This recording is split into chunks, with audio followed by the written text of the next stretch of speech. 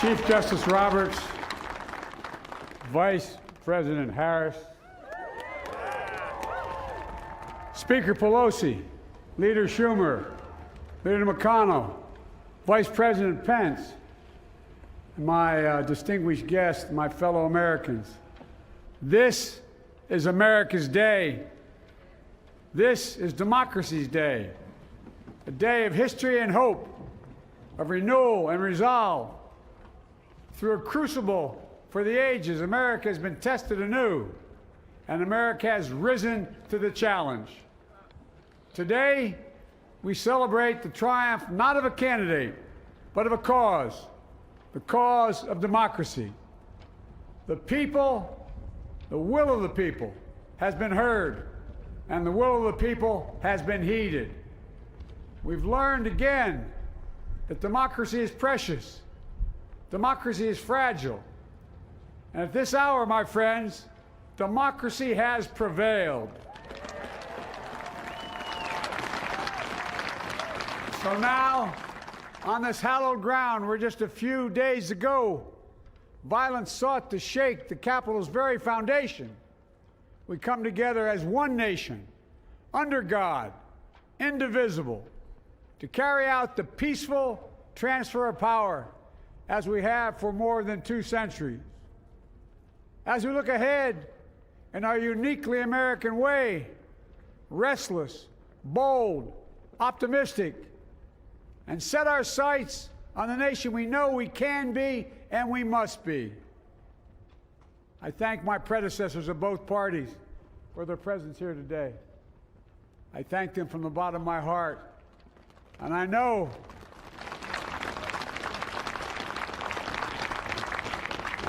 the resilience of our Constitution and the strength of our nation, as does President Carter, who I spoke with last night, who cannot be with us today, but whom we salute for his lifetime in service. I've just taken the sacred oath each of those patriots have taken, the oath first sworn by George Washington. But the American story depends not on any one of us, not on some of us, but on all of us, on we, the people, who seek a more perfect union. This is a great nation.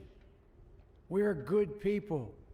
And over the centuries, through storm and strife, in peace and in war, we've come so far, but we still have far to go.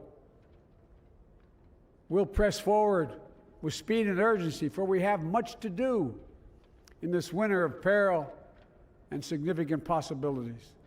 Much to repair, much to restore, much to heal, much to build, and much to gain. Few people in our nation's history have been more challenged or found a time more challenging or difficult than the time we're in now. Once-in-a-century virus that silently stalks the country. It's taken as many lives in 1 year as America lost in all of World War II. Millions of jobs have been lost. Hundreds of thousands of businesses closed. A cry for racial justice, some 400 years in the making, moves us. The dream of justice for all will be deferred no longer. A cry for survival comes from the planet itself, a cry that can't be any more desperate or any more clear. And now, a rise of political extremism, white supremacy, domestic terrorism, that we must confront and we will defeat. To overcome these challenges, to restore the soul and secure the future of America, requires so much more than words. It requires the most elusive of all things in a democracy: unity. Unity. In another January, on New Year's Day in 1863, Abraham Lincoln signed the Emancipation Proclamation. When he put pen to paper, the president said, and I quote, If my name ever goes down into history, it'll be for this act, and my whole soul is in it. My whole soul is in it. Today, on this January day, my whole soul is in this, bringing America together, uniting our people, uniting our nation. And I ask every American to join me in this cause.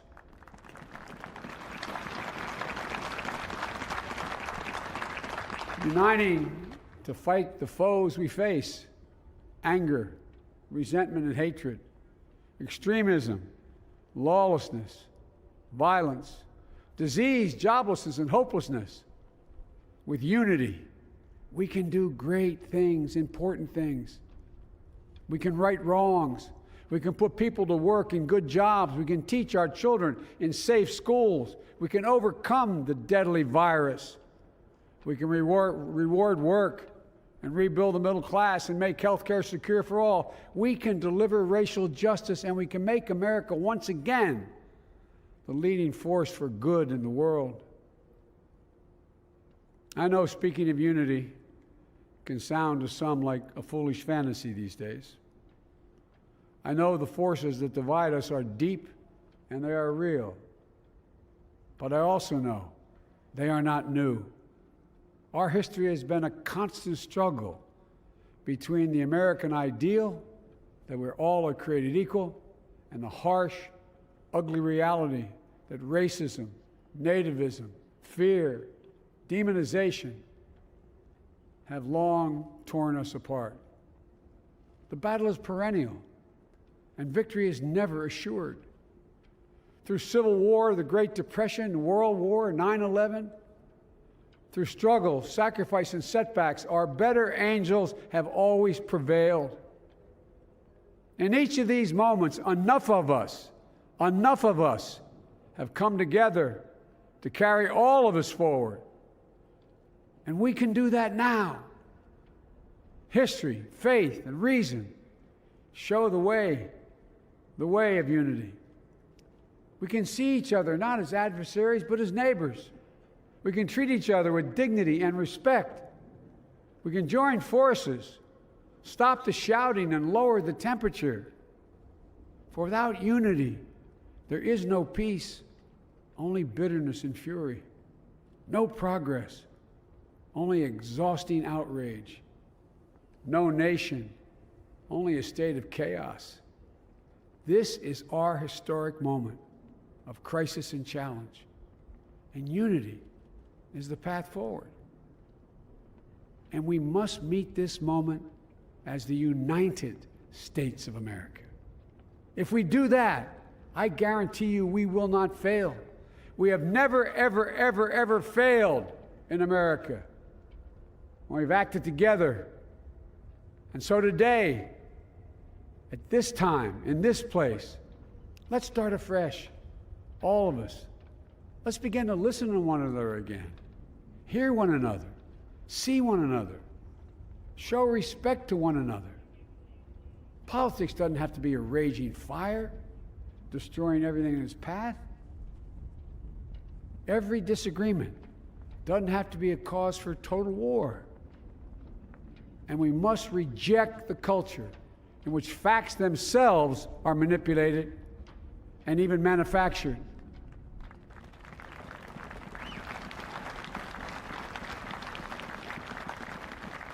My fellow Americans, we have to be different than this.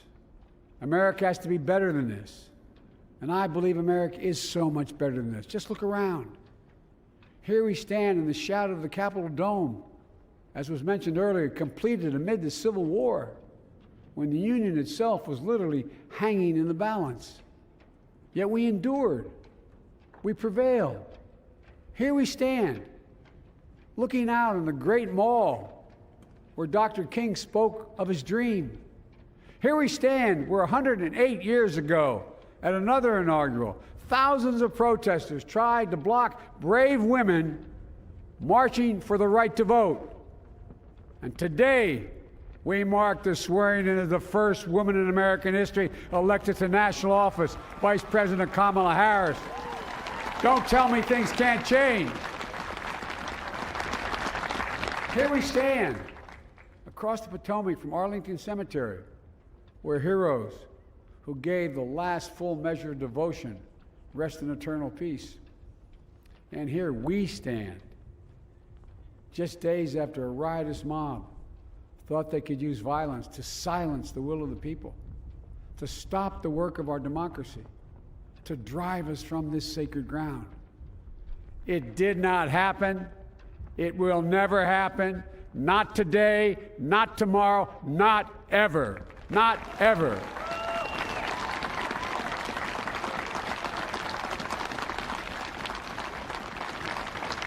To all those who supported our campaign, I'm humbled by the faith you've placed in us. To all those who did not support us, let me say this. Hear me out as we move forward. Take a measure of me and my heart. And if you still disagree, so be it. That's democracy. That's America.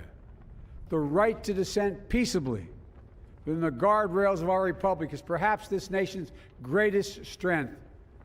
Yet hear me clearly. Disagreement must not lead to disunion. And I pledge this to you. I will be a president for all Americans. All Americans. And I promise you, I will fight as hard for those who did not support me as for those who did.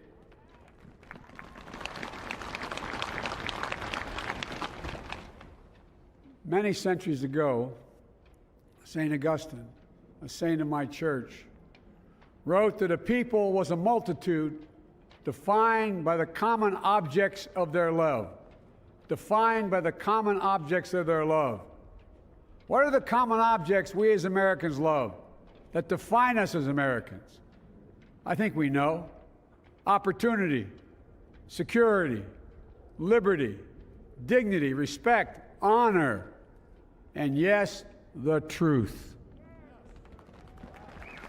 Recent weeks and months have taught us a painful lesson. There is truth and there are lies.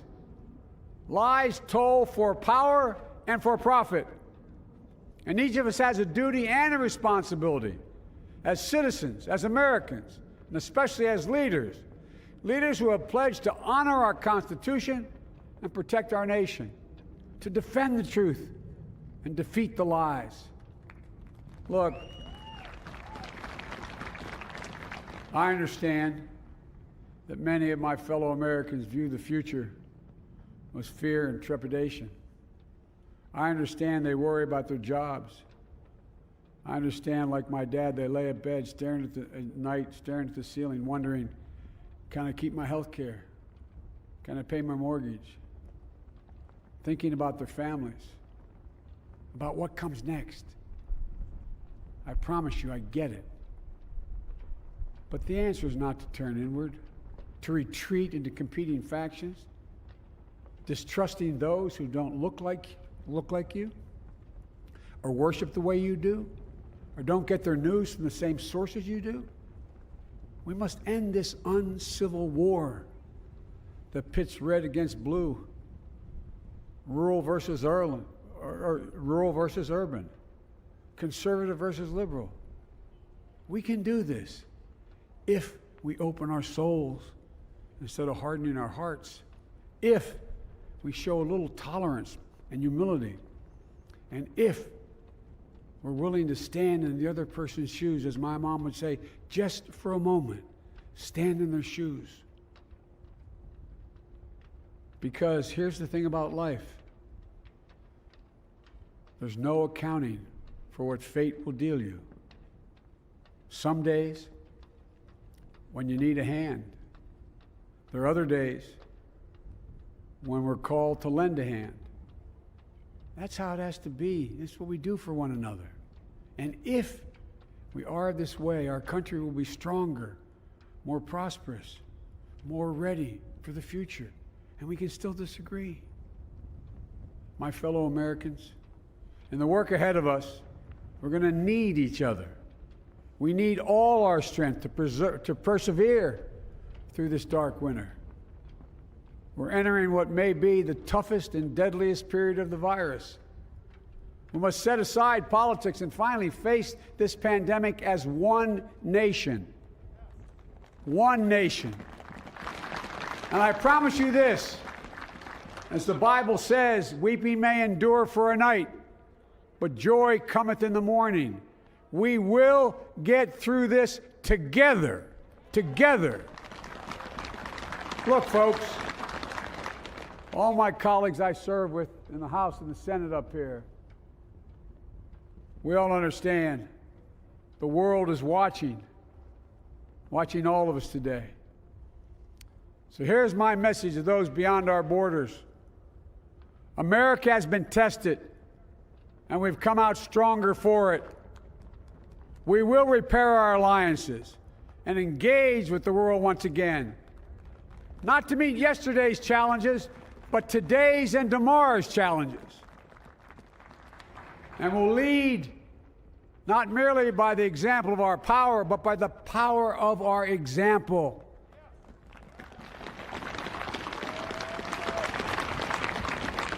We'll be a strong and trusted partner for peace, progress, and security. Look, you all know we've been through so much in this nation. And in my first act as president, I'd like to ask you to join me in a moment of silent prayer.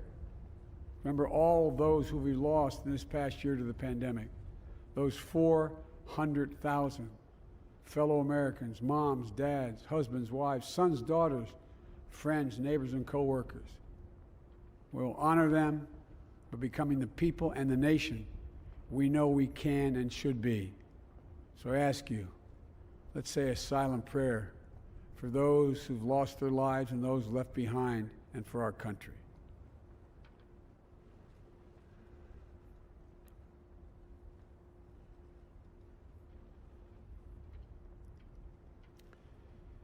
Amen.